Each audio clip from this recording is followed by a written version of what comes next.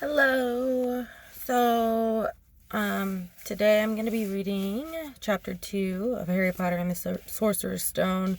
If you're following along, you'll see that I read chapters 1 and 3 yesterday, and then today I'm going to upload chapter 2. What happened is I accidentally deleted chapter 2 last night when I was trying to upload all 3. So here, I'm going to read it again. And this time I hope not to delete it on accident. I'm on my break, so again, don't mind me. Here we go. Chapter 2. It's called The Vanishing Glass. There's the picture of Dudley. Here we go. Nearly 10 years had passed since the Dursleys had woken up to find their nephew on the front step, but Privet Drive had hardly changed at all. The sun rose on the same tidy front gardens and lit up the brass number 4 on the Dursleys' front door. It crept into their living room, which was almost exactly the same as it had been on the night when Mr. Dursley had seen that fateful news report about the owls. Only the photographs on the mantelpiece really showed how much time had passed. 10 years ago, there had been lots of pictures of what looked like a large pink beach ball wearing different colored bonnets. But Dudley Dursley was no longer a baby, and now the photograph showed a large blond boy riding his first bicycle on a carousel at the fair, playing a computer game with his father, being hugged and kissed by his mother. The room held no sign at all that another boy lived in the house, too. Yet Harry Potter was still there, asleep at the moment, but not for long. His Aunt Petunia was awake, and it was her shrill voice that made the first noise of the day. "Up! Get up, now!" Harry woke with a start. His aunt rapped on the door again. "Up!" she screeched. Harry heard her walking toward the kitchen, and then the sound of the frying pan being put on the stove. He rolled onto his back and tried to remember the dream he had been having. It had been a good one. There had been a flying motorcycle in it. He had a funny feeling he'd had the same dream before. His aunt was back outside the door. "Are you up yet?" she demanded. "Nearly," said Harry. "Well, get a move on. I want you to look after the bacon. And don't you dare let it burn. I want everything perfect on Dudley's birthday." Harry groaned. "What did you say?" his aunt snapped through the door. Nothing. Dudley's birthday. How could he have forgotten?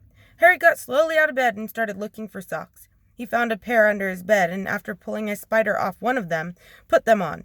Harry was used to spiders because the cupboard under the stairs was full of them, and that was where he slept. When he was dressed, he went down the hall into the kitchen. The table was almost hidden beneath all Dudley's birthday presents. It looked as though Dudley had gotten the new computer he had wanted, not to mention the second television and the racing bike. Exactly why Dudley wanted a racing bike was a mystery to Harry, as Dudley was very fat and hated exercise.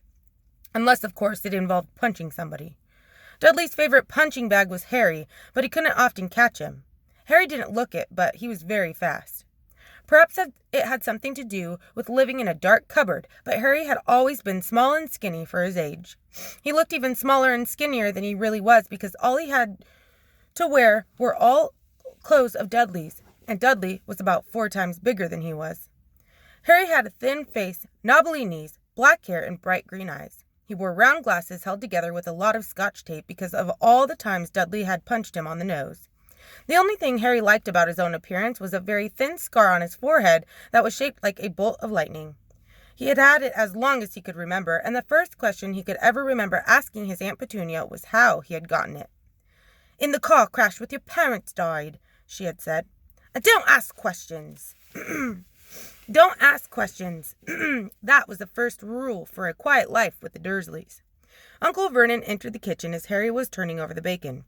"Comb your hair," he barked, by way of a morning greeting. About once a week, Uncle Vernon looked over the top of his newspaper and shouted that Harry needed a haircut. Harry must have had more haircuts than the rest of the boys in his class put together, but it made no difference. His hair simply grew that way all over the place. He was frying eggs by the time Dudley arrived in the kitchen with his mother. Dudley looked a lot like Uncle Vernon. He had a large pink face, not much neck, small, watery blue eyes, and thick blonde hair that lay smoothly on his thick, fat head. Aunt Petunia often said that Dudley looked like a baby angel. Harry often said that Dudley looked like a pig in a wig. Harry put the plates of egg and bacon on the table, which was difficult as there wasn't much room. Dudley, meanwhile, was counting his presents. His face fell. 36, he said, looking up at his mother and father. That's 2 less than last year. Darling, you haven't counted Aunt Marge's present, see? It's here under this big one from Mummy and Daddy. All right. 37 then, said Dudley, going red in the face. Harry, who could see a huge Dudley tantrum coming on, began wolfing down his bacon as fast as possible in case Dudley turned the table over. Aunt Petunia obviously scented danger too, because she said quickly, "And we'll buy you another 2 presents while we're out today. How's that, Pumpkins? 2 more presents. Is that all right?" Dudley thought for a moment. It looked like hard work. Finally, he said slowly, "So we'll have 39, sweetums," said Aunt Petunia. "Yeah." "Oh." Dudley sat down heavily and grabbed the nearest parcel. "All right, then." Uncle Vernon chuckled. "Little Tyke wants his money's worth, just like his father. That's a boy, Dudley." He ruffled Dudley's hair. At that moment, the telephone rang, and Aunt Petunia went to answer it while Harry and Uncle Vernon watched Dudley unwrap the racing bike, a video camera, a remote-control airplane, 16 new computer games, and a VCR. He was ripping the paper off a gold wristwatch when Aunt Petunia came back from the telephone looking both angry and worried. "Bad news, Vernon," she said. "Mrs. Figg's broken her leg. She can't take him." She jerked her head in Harry's direction. Dudley's mouth fell open in horror, but Harry's heart gave a leap. Every year, on Dudley's birthday, his parents took him and a friend out for the day, to adventure parks, hamburger restaurants, or the movies. Every year, Harry was left behind with Mrs. Figg, a mad old lady who lived 2 streets away. Harry hated it there. The whole house smelled of cabbage, and Mrs. Figg made him look at photographs of all the cats she'd ever owned. "Now what?" said Aunt Petunia, looking furiously at Harry as though he'd planned this. Harry knew he ought to feel sorry that Mrs. Figg had broken her leg, but it wasn't easy when he reminded himself it would be a whole year before he had to look at Tibbles, Snowy, Mr. Paws, and Tufty again. "We could phone Marge," Uncle Vernon suggested. "Don't be silly, Vernon. She hates the boy." The Dursleys often spoke about Harry like this, as though he wasn't there, or rather as though he was something very nasty that couldn't understand them, like a slug. "What about, what's her name, your friend, Yvonne? On vacation in Majorca," snapped Aunt Petunia. "You could just leave me here," Harry put in hopefully. He'd be able to watch what he wanted on television for a change and maybe even have a go on Dudley's computer. Aunt Petunia looked as though she just swallowed a lemon. "And come back and find the house in ruins," she snarled. "I won't blow up the house," said Harry, but they weren't listening. "I suppose we could take him to the zoo," said Aunt Petunia slowly. "And leave him in the car." "That car's new. He's not sitting in it alone." Dudley began to cry loudly. In fact, he wasn't really crying. It had been years since he'd really cried, but he knew that if he screwed up his face and wailed, his mother would give him anything he wanted. "Dinky Duddy Dums, don't cry. Mummy won't let him spoil your special day," she cried, flinging her arms around him. "I don't want him to come," Dudley yelled between huge pretend sobs. "He always spoils everything." He shot Harry a nasty grin through the gap in his mother's arms. Just then the doorbell rang. "Oh, good Lord, they're here," said Aunt Petunia frantically, and a moment later Dudley's best friend, Piers Polkiss, walked in with his mother. Piers was a scrawny boy with a face like a rat. He was usually the one who held people's arms behind their backs while Dudley hit them. Dudley stopped pretending to cry at once. Half an hour later, Harry, who couldn't believe his luck, was sitting in the back of the Dursleys' car with Piers and Dudley, on the way to the zoo for the first time in his life. His aunt and uncle hadn't been able to think of anything else to do with him, but before they'd left, Uncle Vernon had taken Harry aside. "I'm warning you," he had said, putting his large purple face right up close to Harry's. "I'm warning you now, boy. Any funny business, anything at all, and you'll be in that cupboard from now until Christmas." "I'm not going to do anything," said Harry, "honestly." But Uncle Vernon didn't believe him. No one ever did. The problem was, strange things often happened around Harry, and it was just no good telling the Dursleys he didn't make them happen. Once, Aunt Petunia, tired of Harry coming back from the barber's looking as though he hadn't been at all, had taken a pair of kitchen scissors and cut his hair so short he was almost bald except for his bangs, which she left to hide that horrible scar. Dudley had laughed himself silly at Harry, who spent a sleepless night imagining school the next day, where he was already laughed at for his baggy clothes and taped glasses. Next morning, however, he had gotten up to find his hair exactly as it had been before Aunt Petunia had sheared it off. He had been given a week in his cupboard for this, even though he had tried to explain that he couldn't explain how it had grown back so quickly. Another time, Aunt Petunia had been trying to force him into a revolting old sweater of Dudley's, brown with orange puffballs. The harder she tried to pull it over his head, the smaller it seemed to become, until finally it might have fitted a hand puppet, but certainly wouldn't fit Harry. Aunt Petunia had decided it must have shrunk in the wash, and to his great relief, Harry wasn't punished. On the other hand, he'd gotten into terrible trouble for being found on the roof of the school kitchens. Dudley's gang had been chasing him as usual, when, as much to Harry's surprise as anyone else's, there he was sitting on the chimney.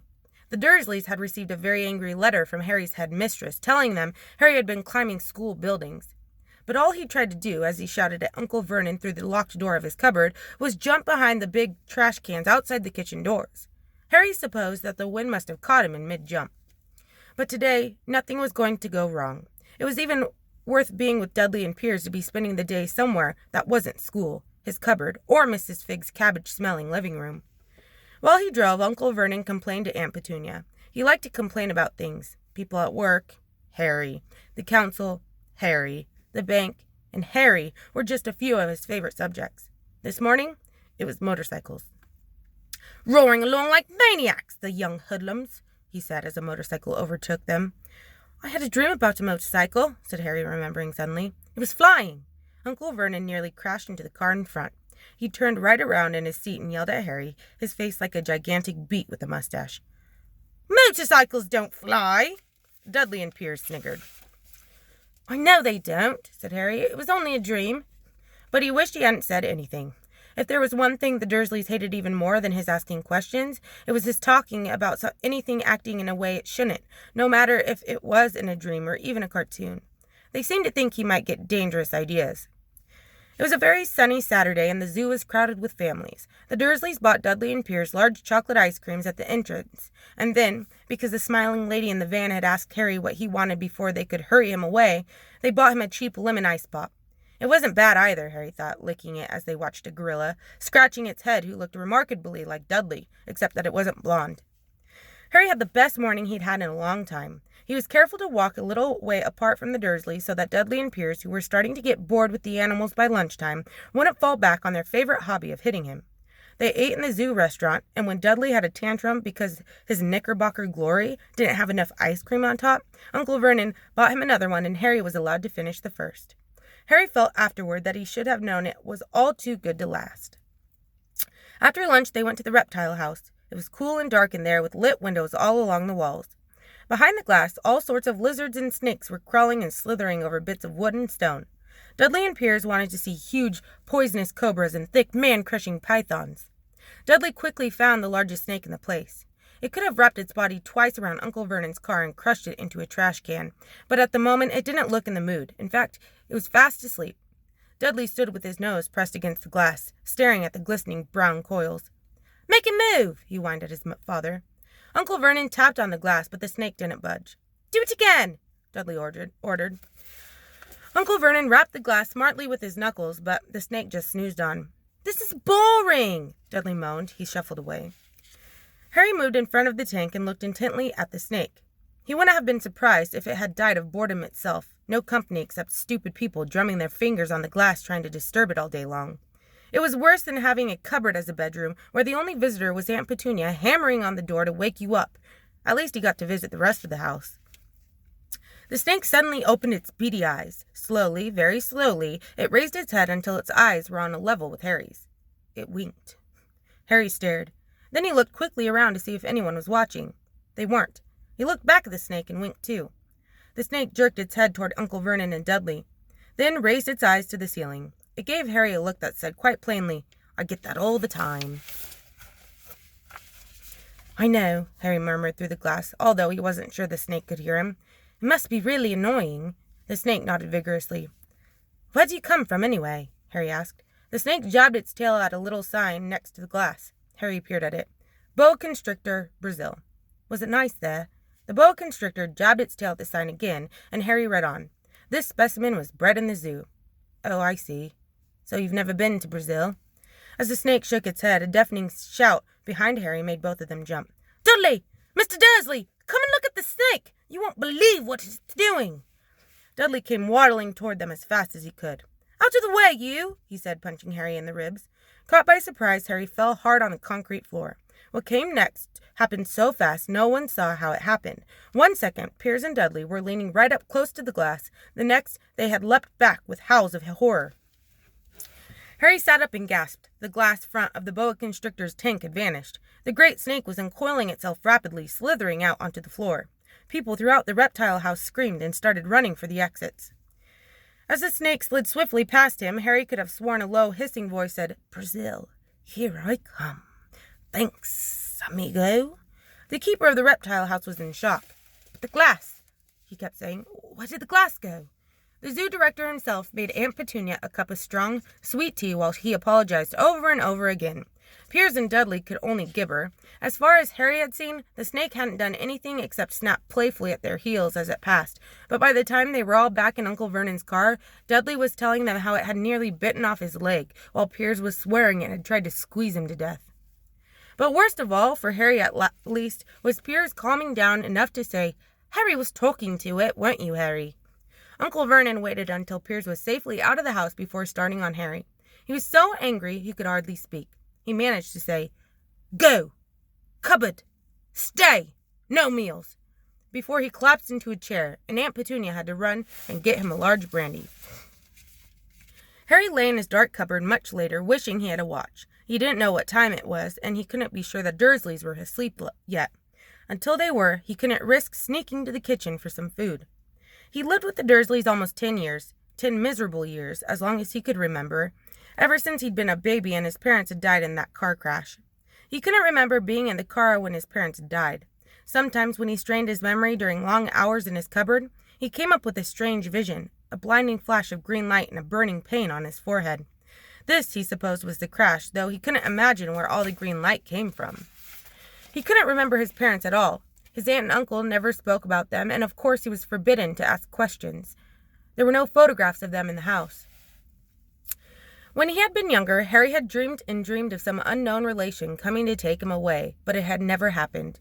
The Dursleys were his only family. Yet sometimes he thought, or maybe hoped, that strangers in the street seemed to know him. Very strange strangers they were, too. A tiny man in a violet top hat had bowed to him once while out shopping with Aunt Petunia and Dudley. After asking Harry furiously if he knew the man, Aunt Petunia had rushed them out of the shop without buying anything. A wild-looking old woman, dressed all in green, had waved merrily at him once on a bus.